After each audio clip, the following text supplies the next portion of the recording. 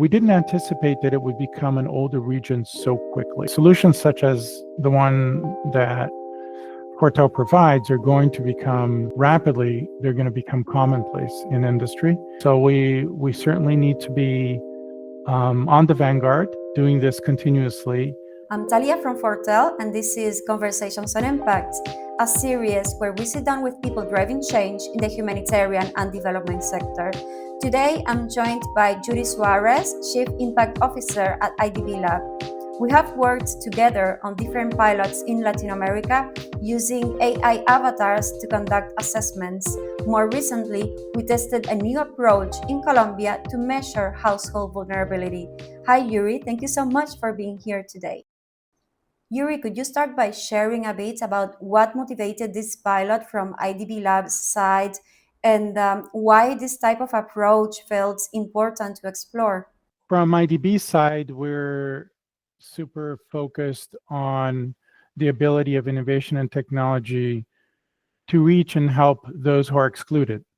So that was the main motivation of developing an instrument which would be able to measure the degree of exclusion and the degree of vulnerability or resilience, which would be the other side of the coin, of people who are the direct consumers or clients of our companies in Latin America and the Caribbean.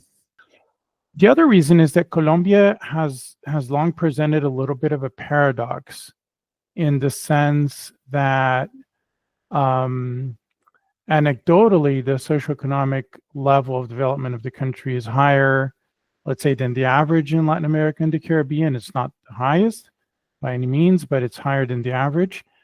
And yet, we've certainly had indications, and the data support this, that there are tensions in the labor market and in earnings, in that people are not always able to translate, let's say, higher levels of education or the types of human capital into remuneration. So for this study, we created a new tool, a new method. Do you think it helps uncover information that other tools might miss? I think so. I think there are a number of innovations that we tried out here.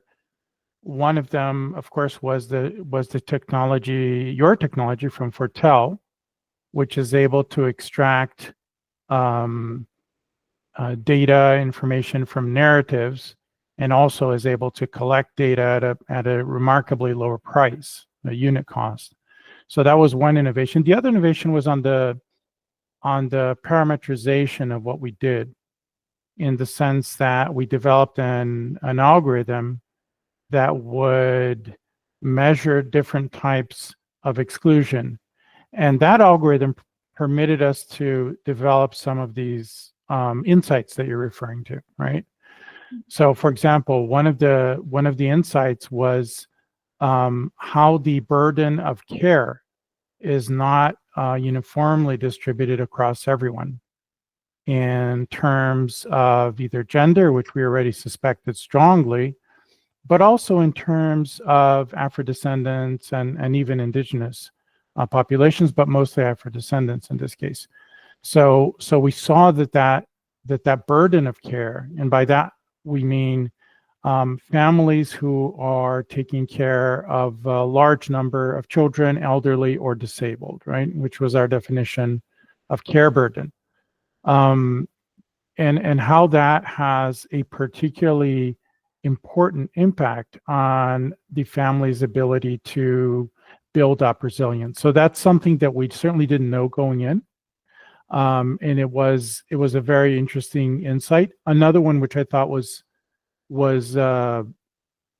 super relevant for what we do is the fact that, again, we kind of corroborated that completed levels of schooling in Colombia were not low by any means. They're actually quite high. However, the return on schooling in labor markets was not what people need to have to be able to enjoy life the way they should, and to be able to translate human capital into economic opportunity. So I think that's a big issue that we need to pay attention to in what we do. And in the case of Unidos, which provides this, it's a financial institution that provides finance for economic opportunity. In a way, that's the constraint it's addressing, right? Which is how are we able to bring in addition to the human capital, which is already there, how can we bring in these other facets of productivity to unlock opportunities for their clients? One of the things that struck me in this pilot was how familiar some of these experiences felt, especially the mismatch between education and income, the caregiving burden, and how many people rely on informal work. But it's not just this community, right? It's a broader pattern we see in much of the region. It is a broader pattern, and it is a region that has made significant progress on issues such as poverty, right? So we've been able to reduce overall levels of poverty, and we've paid a lot of attention to levels of poverty. But we still have a challenge in terms of being one of the most unequal regions of the world, and in terms of being able to translate these, for example, completed high school or even college experience into higher earnings.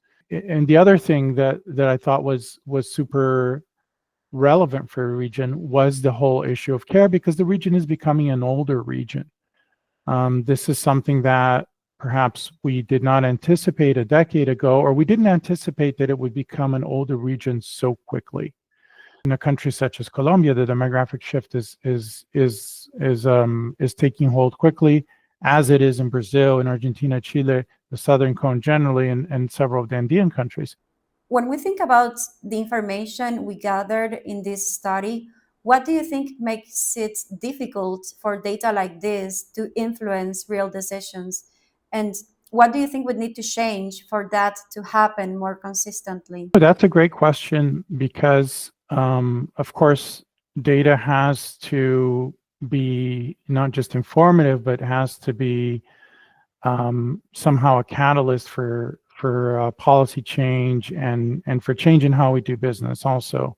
So I think we need more information about how these products, how the consumers of these products and services live their lives, and their economic resilience, which is the index that we produced. And we need to do that systematically across portfolios, and we need to find fora to be able to share these experiences. We need to ensure that these efforts and these pilots don't remain pilots, that they become available more broadly, and that become somewhat of a practice that's common in our industry. Completely agree. And regarding traditional face-to-face surveys, with the avatars, we saw people sharing quite personal stories about income shocks, caregiving struggles. Do you think avatars made that conversation easier? Do you think we can collect different information if we use technology? I'm sure of it, and we still don't have the academic evidence. Well, it's developing. There's some, but not much, on how people respond to AI interfaces versus human interfaces. And so that evidence is building quickly, and we'll know more soon, especially because this is solutions such as the one that Fortell provides are going to become rapidly, they're going to become commonplace in industry. And so we're going to have a lot more data, and they're going to be commonplace also in public policy. But we still don't know for sure. Our experience is exactly what you say, is that people seem to be more open to discuss issues which could be sensitive with an interface that is not human than they would with, let's say, a traditional census enumerator or survey, phone survey, or something like that. So I think that's that was a surprise. And I think you saw by the different metrics that that's the case also in terms of spending more time even to complete the survey, and the degree of granularity and the information that your AI picks up in the answers was surprisingly more detailed and in-depth than I would have anticipated when we started this pilot together. Thank you so much, Yuri. Is there anything else you'd like to add? No, I think the main takeaway from the experience we did together is that it really leverages technology to further our mission in a way that was not obvious, right?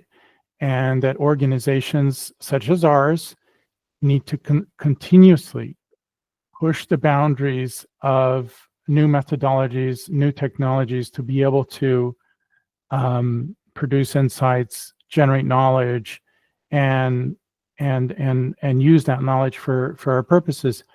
This is a key tool in along with, in our case, financing and convening and other tools that the IDB has, particularly financing. But this is a key tool to pursue our mission. So we certainly need to be on the vanguard, doing this continuously, never happy and never content with the status quo in anything that we do, and always pushing the frontier. And that's what you guys have helped us do. So we're very happy with that.